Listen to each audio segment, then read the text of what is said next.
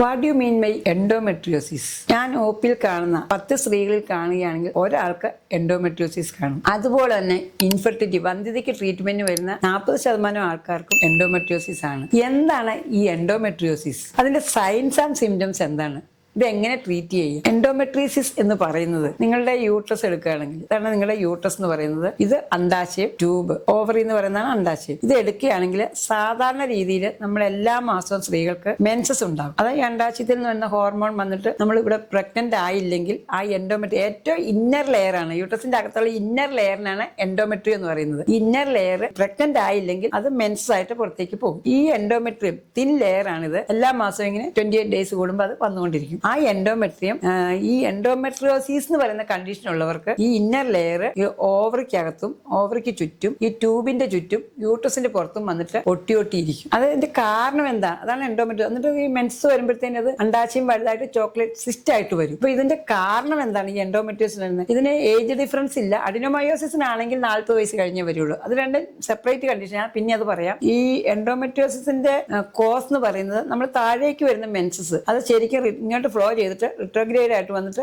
ഓവറിയിലോ അല്ലെങ്കിൽ ഇങ്ങോട്ട് വന്നു കഴിഞ്ഞാൽ ഇതിന്റെ അകത്തുള്ള സെയിം സെല്ല് തന്നെ പുറത്തു വളരും. ഇതിനൊരു കോസ് എന്ന് പറഞ്ഞാൽ, കോസ് ശരിക്കും അറിഞ്ഞുകൂടെ, ഇഡിയോപ്പതിക് എന്ന് പറയും. ചിലർക്ക് ജനറ്റിക് ആയിട്ടുണ്ടാകും, ഒരു ഫാമിലിയിലുള്ളവർക്ക് മുന്നേ വരുന്നുണ്ട്. അതുപോലെ തന്നെ ഇമ്മ്യൂണോളജിക്കല്, ഇമ്മ്യൂണിറ്റിയുടെ വ്യത്യാസം കൊണ്ട് ഉണ്ടാകാറുണ്ട്. സർജറി എന്നൊക്കെ ചെയ്ത് കഴിഞ്ഞാലും ചിലപ്പോൾ ഈ റിട്രോഗ്രേഡ് മെൻസ്ട്രൽ ഫ്ലോ വരാം. ഇങ്ങനെ മെയിൻ ആയിട്ട് കോസ് പറയുന്നത് idiopathic, unknown, genetic, immunological, retrograde menstrual flow ഇങ്ങോട്ട് അകത്തേക്ക് വരുന്നതാണ്, വയറിന്റെ അകത്തേക്ക് ഓവറിയിലേക്കും വരുന്നതാണ്. ഇതാണ് അതിന്റെ മെയിൻ കോസ് ആയിട്ടുള്ളത്. ഇതിന്റെ സയൻസ് ആൻഡ് സിംറ്റംസ് എന്താ? മെയിൻലി ഒരു ക്ലിനിക്കൽ ഡയഗ്നോസിസ് ആണ്. പേഷ്യന്റ് പറയും മെൻസസ് സമയത്ത് മാഡം സഹിക്കാൻ വയ്യാത്ത വേദനയാണ്, എനിക്ക് സഹിക്കാൻ പറ്റുന്നില്ല എന്ന് പറഞ്ഞാൽ മെൻസസിന് ഒരു 4 ദിവസം മുമ്പേ പെയിൻ തുടങ്ങും. അത് കഴിഞ്ഞ് മെൻസസ് കഴിഞ്ഞ് ഒരു 5 ദിവസം വരെ ഈ പെയിൻ കാണും. കൺജസ്റ്റീവ് ഡിസ്മിനോറിയ എന്ന് പറയും. ഇപ്പൊ ഈ അണ്ഡാശയത്തിലേക്ക് ഈ മെൻസസ് പോലെ തന്നെ ഈ ഇന്നർ ടിഷ്യൂ ഇവിടെ വന്നിട്ട് അതും എല്ലാവരും ചെറിയൊരു സിസ്റ്റ് ആവും, ചോക്ലേറ്റ് സിസ്റ്റ് എന്ന് പറയുന്നത്. അപ്പൊ ആ സിസ്റ്റുകളെല്ലാം ഇങ്ങനെ മെൻസസ് പോലെ ഇങ്ങനെ ചുരുങ്ങും. അതുകൊണ്ടാണ് സഹിക്കാൻ വയ്യാത്ത പെയിൻ ആയിട്ട് വന്നത് ഡിസ്മിനോറിയ എന്ന് പറയുന്നത്. അതുപോലെ തന്നെ സെക്സിന്റെ സമയത്ത് ഡിസ്പരൂനിയ, സെക്സിന് മുമ്പും പിമ്പും ആ സമയത്തും ഭയങ്കര സെക്ഷൽ ഡിസ്പരൂനിയ ആയിരിക്കും, പെയിൻ പറയും. പിന്നെ മെൻസ്ട്രൽ ബ്ലീഡിംഗ് എടുക്കുകയാണെങ്കിൽ ഹെവി മെൻസ്ട്രൽ ബ്ലീഡിംഗ് എന്ന് അവർ പറയും, വിത്ത് പെയിൻ. അപ്പൊ ഹെവി മെൻസ്ട്രൽ ബ്ലീഡിംഗ് ഉണ്ടാകും, പെയിൻ ഉണ്ടാകും, ഡിസ്കംഫർട്ട് ഉണ്ടാകും, ബോഡി ആസച്ച് അവർക്ക് ഈ വേദന സഹിക്കാൻ പറ്റുന്നില്ലാത്തൊരു കണ്ടീഷനായിട്ടാണ് അവർ വളരുന്നത്. അതുപോലെ തന്നെ എൻഡോമെട്രിയോസിസ് വന്നാൽ വിളർച്ചയായിട്ട് ചിലപ്പം വരാറുണ്ട്. അപ്പൊ അങ്ങനെ വന്നു കഴിഞ്ഞാൽ എൻഡോമെട്രിയോസിസ് ഈ സിംറ്റം വെച്ച് സയൻസ് നമ്മൾ എക്സാം ചെയ്യുമ്പോൾ നമ്മൾ പേഷ്യനെ കിടത്തി നോക്കി, പെർവാജൈനൽ എക്സാം നോക്കി, 2 ഫിംഗർ ടെസ്റ്റ് ചെയ്യുമ്പം എൻഡോമെട്രിയം ഡീപ്പ് ഇങ്ങനെ പെയിൻ ഉണ്ടാകാം. ഈ ഓവറി രണ്ടും കൂടെ അറ്റാച്ച് ചെയ്ത് കിസിങ് ഓവറി എന്ന് പറയും, സിസ്റ്റം ഉണ്ടായിട്ട് അത് നമ്മൾ PV ചെയ്യുമ്പോൾ തൊടുകയാണെങ്കിൽ ഭയങ്കരമായിട്ട് പെയിൻ ഉണ്ടായിട്ട് അവർ പെയിൻ എന്ന് പറയും. അപ്പോൾ അതും ഒരു ഇതാണ് ടെൻഡർനെസ്. പെർവാജൈനൽ ഫോർണിക്സുകൾ നോക്കുമ്പോൾ നല്ല ടെൻഡർ ആയിരിക്കും. അപ്പോൾ അങ്ങനെ ഒരു പെയിൻ വരും. പിന്നെ നമ്മളത് എക്സാം ചെയ്ത് നോക്കുമ്പോൾ അൾട്രാസൗണ്ട് ചെയ്യുമ്പം ഇപ്പോൾ സിസ്റ്റ് ഉണ്ടെങ്കിൽ, ചോക്ലേറ്റ് സിസ്റ്റ് ഉണ്ടെങ്കിൽ, എന്തെങ്കിലും മാസ് ഉണ്ടെങ്കിൽ നമുക്ക് ആ ചോക്ലേറ്റ് സിസ്റ്റ് കിട്ടും. അപ്പോൾ അൾട്രാസൗണ്ട് സംടൈംസ് നമ്മൾ MRI ചെയ്യാറുണ്ട്. ഇങ്ങനെ എന്താണെന്ന് കണ്ടുപിടിച്ച് കഴിഞ്ഞാൽ പിന്നെ നമ്മൾ കൗൺസിലിംഗ് കൊടുക്കും, ഡിപ്പെൻഡിങ് ഓൺ ദെയർ ഏജ്. അപ്പോൾ ഒരു അഡോൾസെന്റ് ആണെങ്കിൽ അഡോൾസെന്റ് നമ്മൾ സിംറ്റമാറ്റിക് ട്രീറ്റ്മെന്റ് ആണ് കൊടുക്കുന്നത്. ഇതാണ് കണ്ടീഷൻ, അവരെ കൗൺസിലിംഗ് കൊടുക്കും.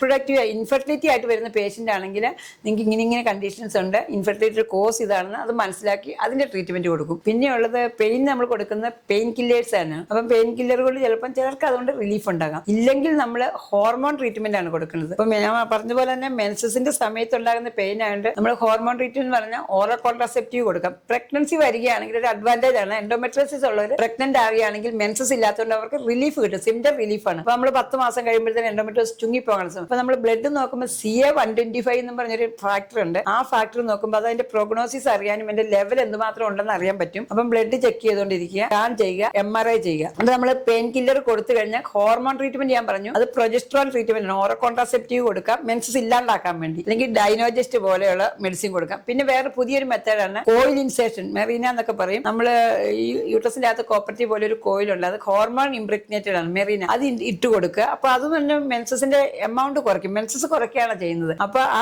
മെറീന ഇട്ട് കൊടുക്കുക. അല്ലെങ്കിൽ GnRH കുറിച്ച് ലൂപ്രൈഡ് പോലെയുള്ള ഇഞ്ചക്ഷൻസ് കൊടുക്കുക. ഇപ്പം ടാബ്ലറ്റ് അവൈലബിൾ ആയിട്ടുണ്ട്, ഇപ്പം പുതിയ ടാബ്ലറ്റ് വന്നിട്ടുണ്ട്. അപ്പൊ അങ്ങനെയുള്ള ട്രീറ്റ്മെന്റ് കൊടുക്കുക. ഇതൊന്നും പറ്റാതെ വന്നാൽ നല്ല ട്രീറ്റ്മെന്റ് ചോദിച്ചാൽ സർജറി മാത്രമേ ഉള്ളൂ. സർജറി ചെയ്യുന്ന depending on signs, symptoms, severity, age, family completed ആണോ, ഇൻഫെർട്ടിലിറ്റി ആണോ, അങ്ങനെ വിചാരിച്ച് നമ്മൾ സർജറി അത് തന്നെ തന്നെ ലാപ്രോസ്കോപ്പി ഉണ്ട്, ഓപ്പൺ ഉണ്ട്, ഡിഫറെന്റ് സർജറി ഉണ്ട്. അതെല്ലാം ഒരു ഗൈനക്കോളജിസ്റ്റിൽ ചെന്ന് കണ്ടപ്പോൾ അത് ഡീറ്റെയിൽ ആയിട്ട് അവർ എക്സ്പ്ലെയിൻ ചെയ്യും. അപ്പൊ സർജിക്കൽ ട്രീറ്റ്മെന്റും ഉണ്ട്, ഇൻഫെർട്ടിലിറ്റിക്ക് അതിന്റെ ട്രീറ്റ്മെന്റ് ഉണ്ട്. അപ്പൊ ഈ ആസച്ച് ഈ കണ്ടീഷൻ എന്ന് പറയുന്നത് ഒരു 10ൽ ഒരാൾക്ക് വെച്ച് കാണുന്ന ഒരു സിവിയർ കോംപ്ലിക്കേറ്റഡ് കേസസ് ആണ്. അതിനെ പ്രോപ്പർ വേയിൽ അതിന്റെ കോസ് കണ്ടുപിടിച്ച് ഡയഗ്നോസിസ് ചെയ്ത് ട്രീറ്റ് ചെയ്താൽ നമുക്ക് റിലീഫ് ഉണ്ടാകാൻ ചാൻസ്. ഫൈനൽ ട്രീറ്റ്മെന്റ് എന്ന് പറഞ്ഞാൽ ഞാൻ സാധാരണ പറയാറുണ്ട്, നിങ്ങൾ ഫാമിലി ഒക്കെ കംപ്ലീറ്റ് ചെയ്ത് 40 വയസ്സ് കഴിഞ്ഞ് നമ്മൾ ഓവറി ഇതങ്ങ് എടുത്ത് കളയുക, സർജറി ചെയ്ത് ഹിസ്റ്റെക്ടമി ചെയ്യുക, ലാപ്രോസ്കോപ്പി വഴിയോ ഓപ്പൺ ആയിട്ടോ കംപ്ലീറ്റ് റിലീഫ്. പക്ഷേ സർജറി കഴിഞ്ഞ് നിങ്ങൾ ശ്രദ്ധിക്കേണ്ടതുണ്ട്, നമ്മൾ ഈ ഡൈനോജസ്റ്റ് പ്രൊജസ്ട്രോൺ ഒരു 5 വർഷം വരെയൊക്കെ കൊടുക്കേണ്ട കേസ് വന്നിട്ടുണ്ട്. ലൂപ്രൈഡ് ഇഞ്ചക്ഷൻസ് മാസത്തിലൊന്ന് വെച്ച് 3 മാസം വരെ, പിന്നെ ഫോളോ അപ്പ് ചെയ്തിട്ട് 5